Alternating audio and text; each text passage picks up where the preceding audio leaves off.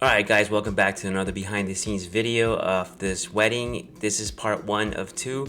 These are some of the photographs I've taken. You're here because you're a photographer that wants to see how I do things, or maybe you're here because you're looking to see how I work and you want to hire me. Either way, I think that these videos are super informative. They're going to show you what I do to overcome certain obstacles, certain situations, what I do to get the shots, what lenses I use. These are just some of the photos that I took during the getting ready portion and the ceremony portion. Part 2 will have the portraits and the reception, so be sure to stay tuned for that in a couple days, okay? Alright guys, so we're here. This is the veil, the shoes she'll be wearing today, and where we're kind of doing this here, the details.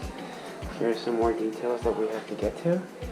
This is the little room that we have to work with this lighting and not much of anything else. I have flash, so I'll be fine, but this isn't bad. Start with us.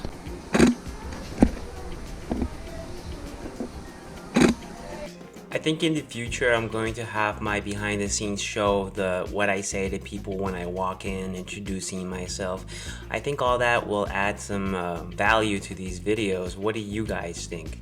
But just so you know, today what I did is I introduced myself, which actually they already knew me because I actually did her sister's wedding, and so I feel like I'm a part of this family already, to tell you the truth. So I should go ahead and tell you guys too, this behind the scenes footage is not comprehensive today. I tried my best, I'm still working out some kinks.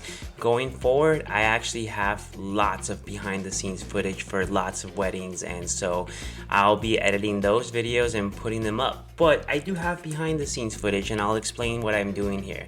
I take all the details, look, those are the rings from the bride, and I take them, I get the shots. There's a whole lot of details which I don't have behind the scenes footage for. But here now we're at the makeup part. You don't always get to choose where you take the photos. In fact, you hardly ever get to choose. So what I normally do is wait until they're done getting ready and then move the bride somewhere where I want her to be and do some fake getting ready shots.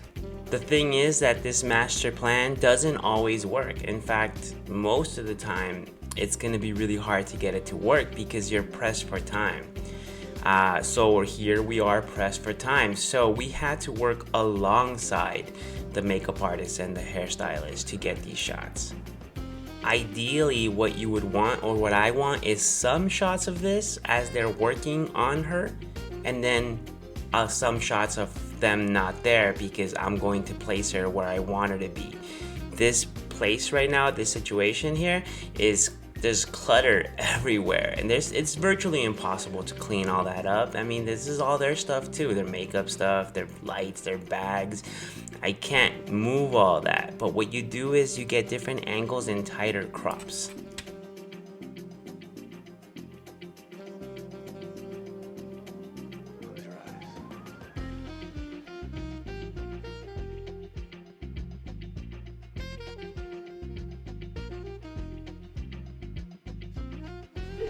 I'm sure you guys have seen these photos where the bride is sitting and elegantly putting on her really expensive red bottom shoes. Well, that's not happening today. And the reason is because she's got these really cool boots that are super high, really difficult to put on, as you can tell.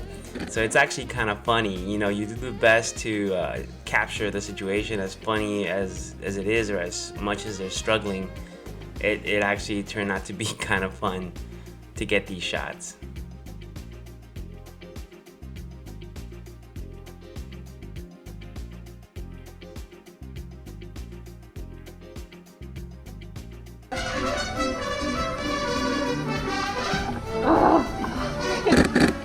Struggle, huh? This one's harder. It's because they're so long.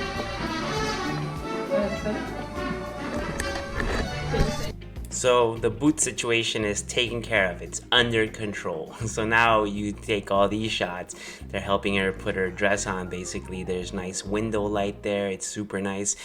This is probably where I would have put her for the makeup shots, by the way, just because there's so much natural light coming in and generally less clutter. So yeah, this is probably what I would have done. You move around her, you try and get the shots. There's this couch there, you can see it, right? There's always some kind of obstacle. You have to find a way. So here I'm being blocked. I can't get that shot. But so what I do is I move a little bit. I move, get the shot. So here I move, but this is not an ideal shooting angle because the light is behind her. She's wearing a white dress. It's going to kind of blend into the bright background. So I try my best to just kind of not shoot into the light, although some shots are like that. But here the light from the window is really nice. So I'm able to get these shots. Really nice window, soft light. Shooting into the light, like I said, is a little bit blown out, but it still makes for a nice picture. It's just I don't want all the pictures to be that way. I know what you're thinking right here. You're thinking, Demesio, why are you taking that shot? There is a cell phone there. I saw it.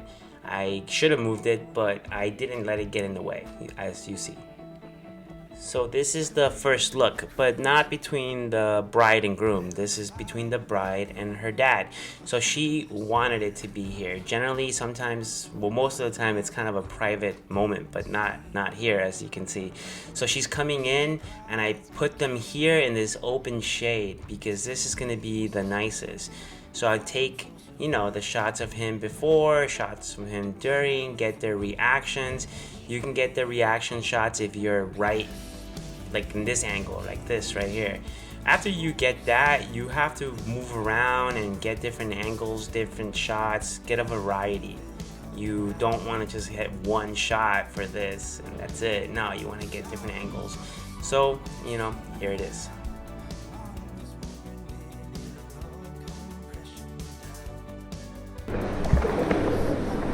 Alright, as you can see, guys, this is the church and it's super narrow and we're not allowed to cross the pews. So I need to use flash because it's kind of dark in here.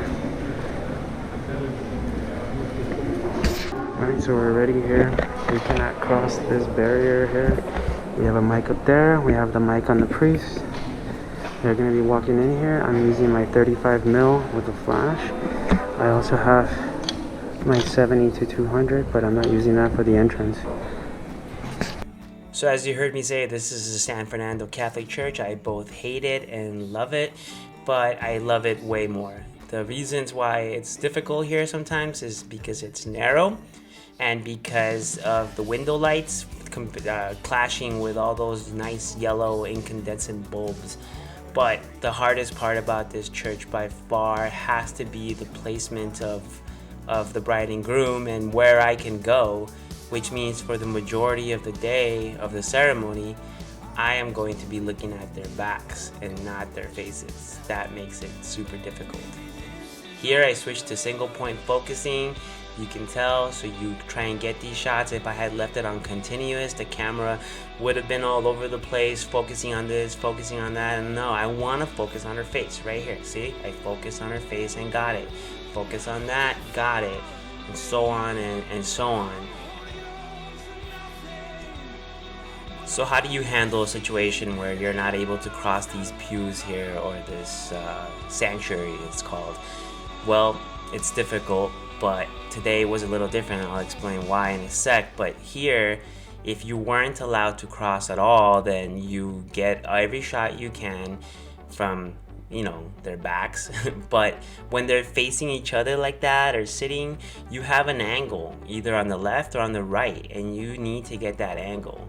So here, this is happening. You're still not allowed to cross, but you get the shots in the angles that you're given to play with.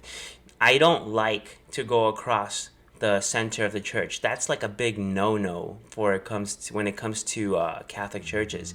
But what choice do you have here? You see how narrow it is. The only way to get around that is literally to go all the way back, which is a far walk, go cross the center in the middle of the church, and then walk all the way back down, which is not possible. It's not possible. So I'll talk a little bit about settings. What are my settings here? I'm using the 70-200 and the 35mm lens. I am using a shutter speed of 1/200, and my flash power is going to vary because I'm pointing it at different directions. I'm bouncing the light off of it. Plus, I gelled my light with a half CTO gel. I'll have a text showing that later, but with this lens, the 70-200, I'm able to get all kinds of shots because of the variety that I can get zooming in and out. I can get close to the bride's face, the groom's face, well, as much as I can with them turning around. The people that are up there, I can get shots of them. Catholic ceremonies are an hour long, and so you're able to take so many pictures if you just sit there and capture it. Now, you need to pay attention to what's going on because things happen, and they mostly always kind of happen in the same order. Sometimes priests can try and trick you by having the kiss be like in the middle of the ceremony. I've had that happen. Sometimes it doesn't happen. I don't, it's not a thing that I heard. It's not like you may now kiss the bride at a Catholic ceremony. There's been plenty of times where the bride tells me, I thought we were gonna kiss, and I'm like, I thought so too. So they didn't get to kiss, and I told them, let's go back and take the shot. But they actually kissed for this ceremony. So there's a lot of rituals. Generally, when they take the flowers to the Virgin Mary, that's when you know the kiss is just about to happen. So you set yourself up for that down the middle of the aisle. I don't have BTS footage of this, but these are the kinds of shots that I took at the church. You know, some of the mom, some of the dad. Here's the kiss. I set myself up for that. The exit. Believe it or not, the amount of photos that I ended up getting for this wedding was crazy high. Maybe too high, to be honest, but there was a lot of things that happened. There were a lot of things that happened that would warrant that many photos, but I got 1,800 photos. These are photos that happened during the first part and second part, which is the getting ready and then the ceremony. Stay tuned for part 2 where you'll see the rest of the evening.